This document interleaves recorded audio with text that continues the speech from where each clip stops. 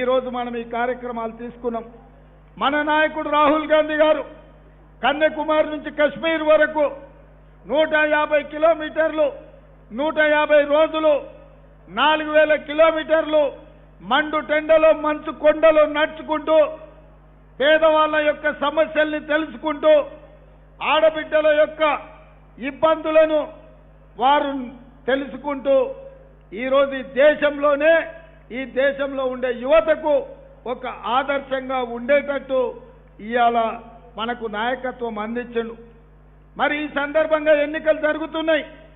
మీరు ఆలోచన చేయండి.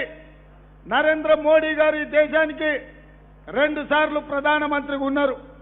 వారు మొదటిసారి ప్రధానమంత్రి ఎన్నికల్లో పోటీ చేసినప్పుడు స్విస్ బ్యాంకులో నల్లధనం ఉంది, లక్షలాది కోట్ల రూపాయలు ఉన్నాయి. అవి వెనక్కి తెచ్చి ఖాతాలో 15 లక్షల రూపాయలు వేస్తా అన్నాడు. ఖాతాలు 40 కోట్లు తెరిచిండు, కానీ అనా పైసా కూడా పేదవాళ్ళ ఖాతాలో వేయలే. రైతుల ఆదాయాన్ని 2 చేస్తా అని చెప్పిండు, కానీ వారి నిర్ణయాల వల్ల రైతులే ఆత్మహత్యలు చేసుకునే పరిస్థితి ఉంది. ఇదే కాదు, పేదలకు ఇండ్లు కట్టిస్తా అని ఇల్లు కట్టించలేకపోయిండు. ఏది చెప్పినా నరేంద్ర మోడీ గారు నమ్మించి మోసం చేసిండు. అందుకే ఈరోజు కర్ణాటక రాష్ట్ర ప్రజలు కన్నిగడలు ఆలోచన చేయాలి. పోయిన పార్లమెంట్ ఎన్నికల్లో బీజేపీకి 25 ఎంపీలు ఇచ్చిండ్రు. వాళ్ళ దోస్తు దేవగౌడకు 1 ఇచ్చిండ్రు, సుమలత గారికి 1 ఇచ్చిండ్రు. 28 సీట్లుంటే 27 సీట్లు భారతీయ జనతా పార్టీకి అనుకూలంగా ఇక్కడ ఇచ్చిండ్రు. కానీ నరేంద్ర మోడీ మీకేమి ఇచ్చిండు? ఖాళీ చెంబిచ్చిండు. మీ కరువు వస్తే బెంగళూరుకు నీళ్లు కూడా ఇవ్వలేదు నరేంద్ర మోడీ గారు. ఇవాళ ఖాళీ చెంబిచ్చిన నరేంద్ర మోడీ కోటేస్తారా? ఈరోజు మీ బిడ్డ జాతీయ అధ్యక్షుడు, మీరు ఆశీర్వదించి ఇంత పెద్ద లీడర్ అయిన మల్లికార్జున్ ఖర్గే గారు, వారి నాయకత్వంలో కర్ణాటక మొత్తం వారికి అండగా నిలబడతారా? మీరు ఆలోచన చేసి నిర్ణయం తీసుకోండి. ఎప్పుడైనా మనవాడు ఎదుగుతున్నాడంటే, మన బిడ్డ పెద్దోడవుతున్నాడంటే మనమందరం అండగా నిలబడాలి. ఇవాళ నరేంద్ర మోడీ గారి మీద జాతీయ స్థాయిలో 55 సంవత్సరాల అనుభవం ఉండి 55 సంవత్సరాలు గల్లీ నుంచి ఢిల్లీ వరకు రాజకీయ అనుభవం ఉన్న మల్లికార్జున్ ఖర్గే గారు ఈరోజు నరేంద్ర మోడీని పడగొట్టడానికి, నరేంద్ర మోడీని ఓడించడానికి మల్లికార్జున్ ఖర్గే గారు బయలుదేరింది. మరి మీ నాయకుడు జాతీయ స్థాయిలో ఇంత పెద్ద బాధ్యత తీసుకున్నప్పుడు వారికి అండగా నిలబడాల్సిన బాధ్యత మీ అందరి మీద ఉన్నది. అందుకే ఈరోజు ఈ గుర్మిట్కల్కు నేను వచ్చిన మీకందరు గుర్తు చేద్దామని మా బసిరెడ్డి గారు చెప్తున్నారు. ఇక్కడ ఉన్న వాళ్ళందరికీ తెలుగు వస్తే సార్ నువ్వు తెలుగులోనే మాట్లాడు, వాళ్ళు అన్నీ అర్థం చేసుకుంటారని బసిరెడ్డి చెప్పిండు. అందుకే మిత్రులారా, నరేంద్ర మోడీ ఒకటే మాట అంటాడు, ఎప్పుడు చూసినా నన్ను చూసి ఓటేయండి అని.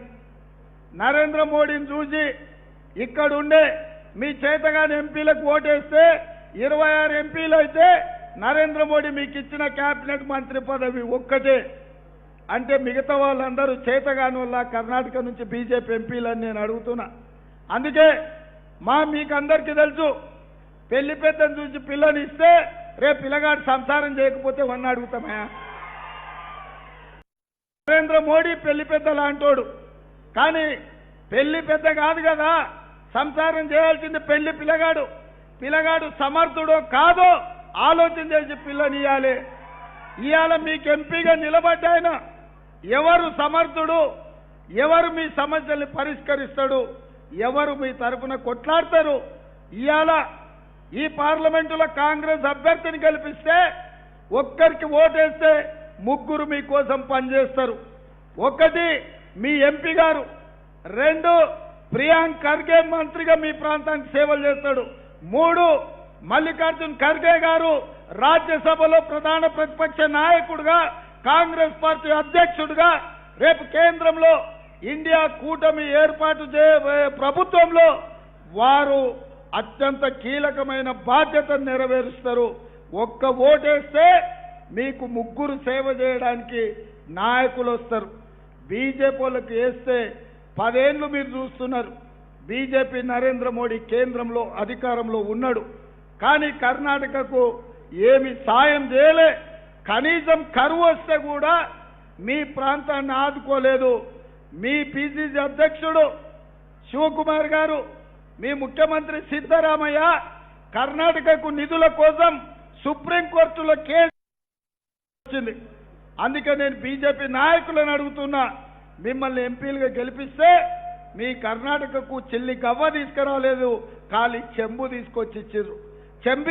ఖాళీ చెంబిచ్చినందుకు ఇవాళ బీజేపీ వాళ్ళకు ఓట్లు వేయాలన్నా మీరు ఒక్కసారి ఆలోచన చేయండి.